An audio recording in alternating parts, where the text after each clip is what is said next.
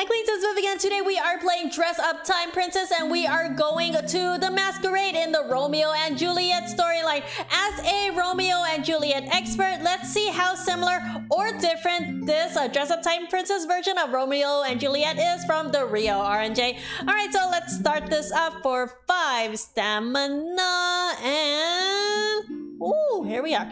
After such a hectic day, I am more concerned than ever about the situation in Verona. For this feud to end, I must start with the heart of this dispute, the Montague and Capulet families. It's getting late. I need to change into my ball gown and meet Bologna. Okay, so quickly, it is dress up time. Let's go. This stage is going to ask for grand and charming. Oh, I need to turn off the music here, the MCA. Okay, so let's do a grand charming and let's select Romy and Julius. So let's see. I'm gonna put on this giant 6-star feather and then I'm gonna do this 5-star here.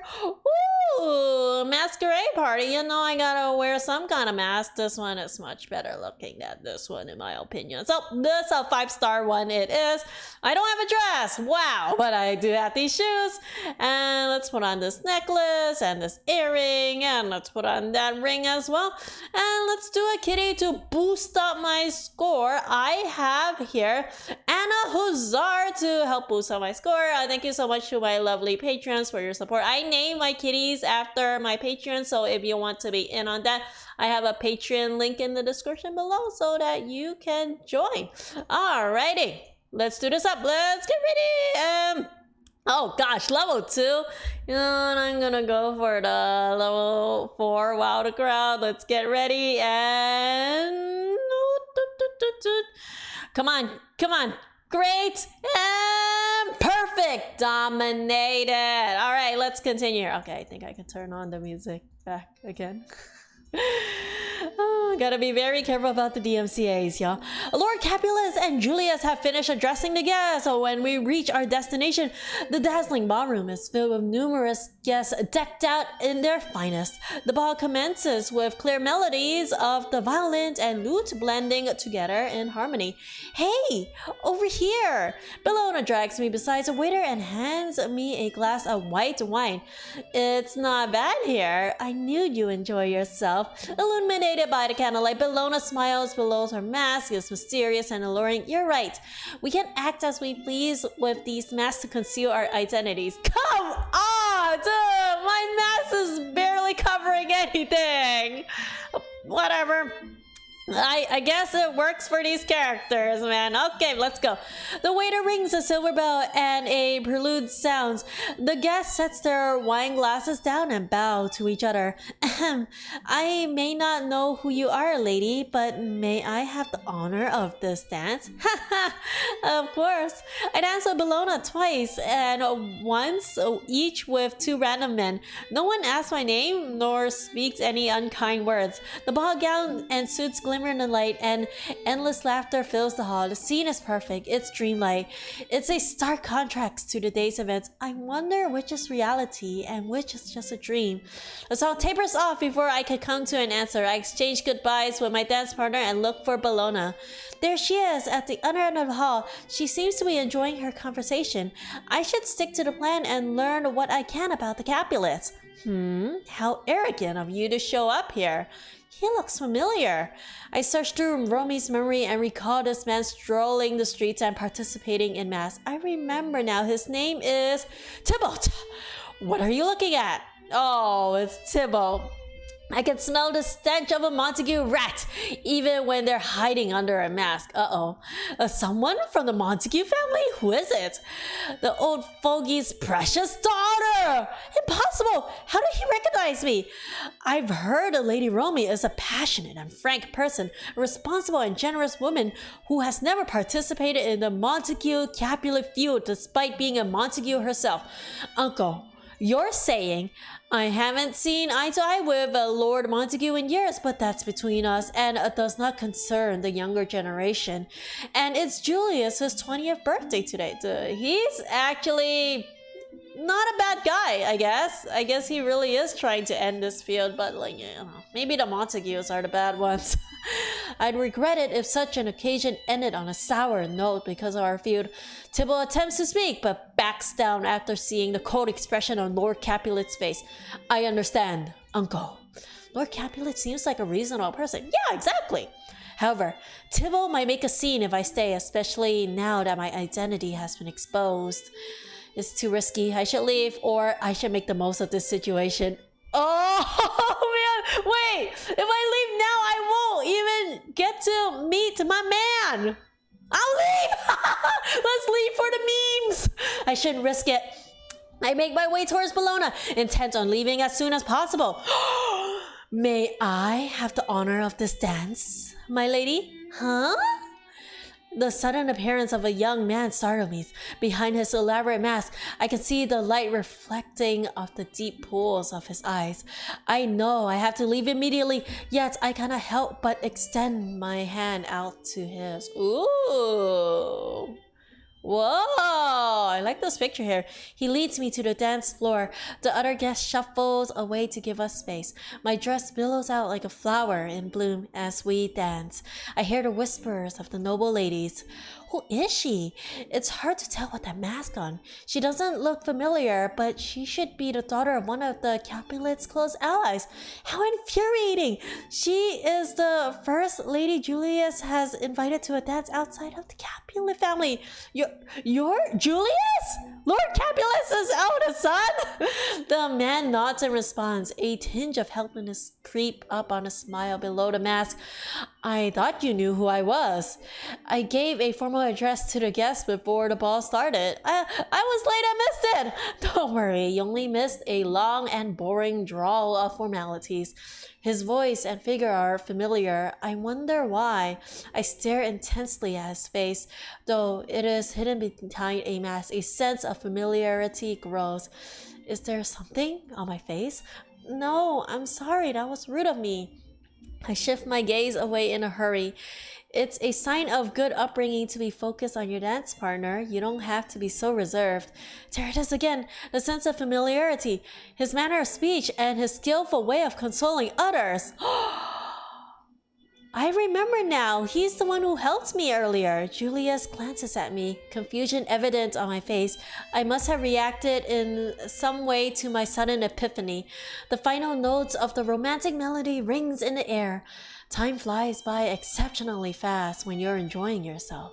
I would like to invite you for another dance, but it seems like there's something on your mind. Alright, I'll speak. Did we meet in the streets outside the church earlier in the day?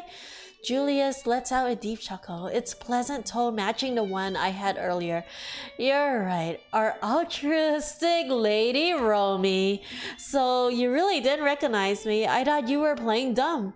Why didn't you reveal your identity when we first met? I heard that you're never involved yourself in the dispute between our families. However, my family's servant was the one stirring up trouble. If I had revealed myself then, you would have become wary and think that I was protecting him. His concerns are valid. After all, it's only been a short while since a squabble between two servants almost led to a duel of the death between the two houses' heads. You're a lovely person, Lady Romy.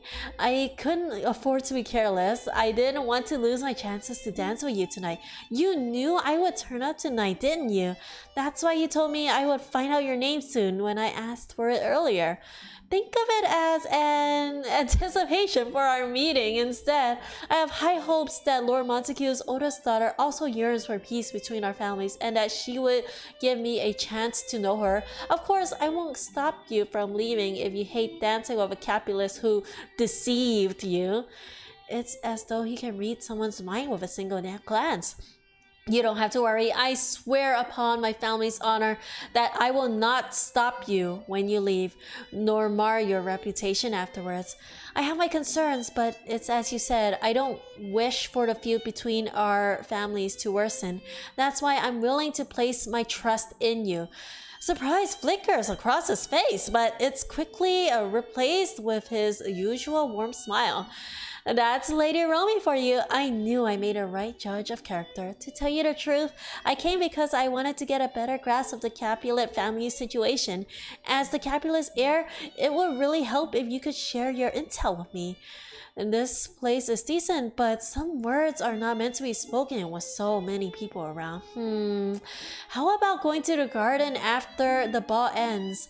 Well, if I reject, the story ends now. I swear. Let's reject for the memes. Julius doesn't seem like a bad person, but it's still too risky to be alone with him in the garden at night.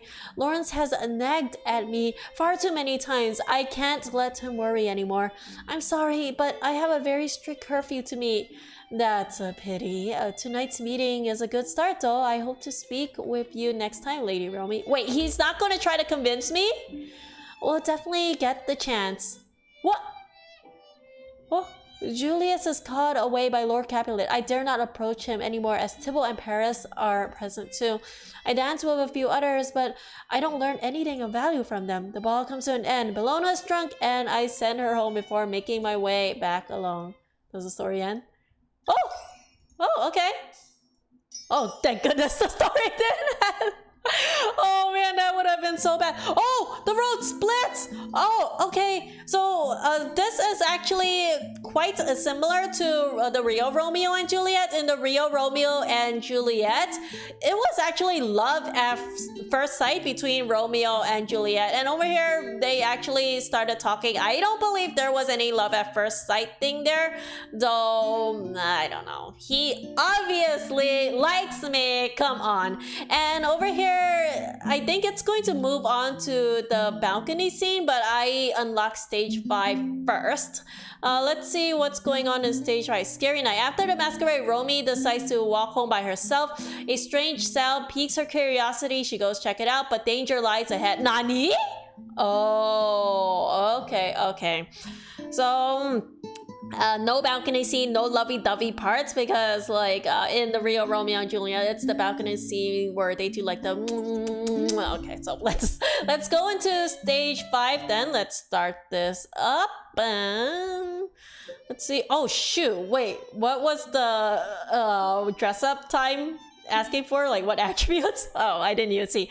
I venture alone down the streets, unfazed by the darkness. As I walk past an alley, I hear a strange sound. What's that ringing coming from? Seems like it's coming from deep inside the alley. Surely there's no harm in taking a peek. Wait, is this where I die? Oh, I remember in Gotham Memoirs, this is where I die. Even under the moonlight, the alley is dim. I inch forward continuously, holding onto the wall. What is that? Ah! A flame flickers. I hold my breath as the figure turns the corner. I can't hear what they're muttering, but a chill runs down my spine. I shouldn't stay here long. I better... Who's there? A figure lunges towards me. Oh no! An invisible force grabs hold of me. Despite mustering all my strength, I can't break free. Sweat runs down my cheeks. The figure appears to be floating quickly towards me. Am I about to be? Suddenly, flames shot through the air. The figure screams, fleeing into the dark. Don't be scared, I'm here. A familiar presence envelops me. Calm down. Lawrence mumbles something while holding my hand. The force that restrains me gradually dissipates. I latch onto his arms. My legs have turned into jelly. Run! There's someone in the alley. Relax. You're safe now. That thing is gone. Don't worry. Wait, he knows about the thing? Lawrence tries to pat me on the head, but I'm still clinging onto his arms. I realize I've crumpled his clothes, and I sheepishly let go. That thing? Isn't it human? It's some unclean... Let's not talk about it. What happened? I heard a strange sound as I was walking down the streets after the ball. Lawrence walks back down the alley to check it out. I follow timidly behind him. There's a burning smell where the figure was standing, and there were marks on the wall. What the? What is this? What is this alchemy? What? Okay, this is way different than the real Romeo and Juliet. This is Dress Up Time Princess Romeo and Juliet with a twist. This looks like a magic circle. Magic circle? Nani? It could have something to do with demons. Do such evil forces really exist? What path did I go down? Oh my goodness. Demons and a magic circle? Do these markings have anything to do with the evil presence you mentioned? Lawrence remained silent. There was a grim look on his face. He kneels to take a closer look at the glowing marks on the wall and takes out something to note them. Lawrence ignores everyone when he's deep in thought. He looks serious. My head starts throbbing as I recall everything that has happened.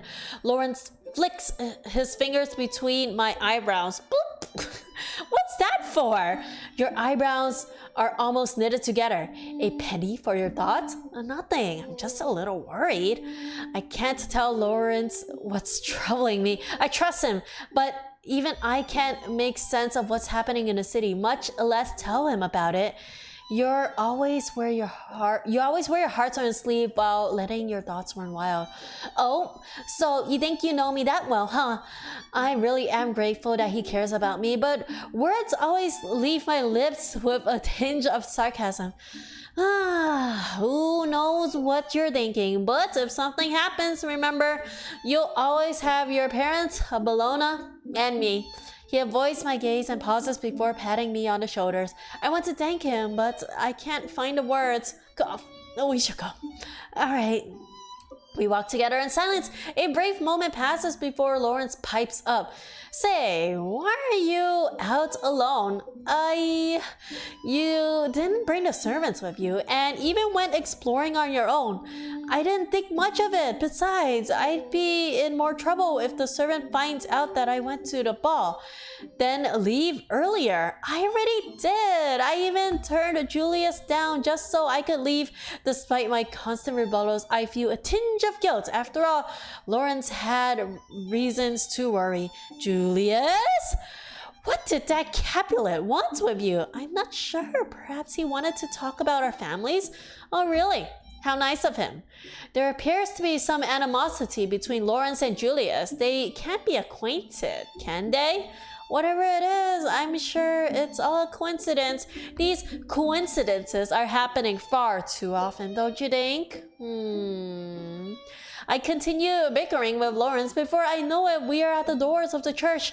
I am about to wave goodbye when he pushes the door open, peering in.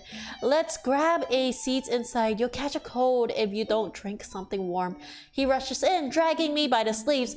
A sudden realization hits as I cross the threshold.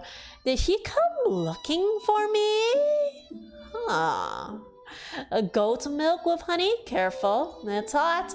I hold the cup gingerly. The silky milk puts me at ease. It's delicious. Sipping it slowly, I notice Lawrence staring quizzically at me.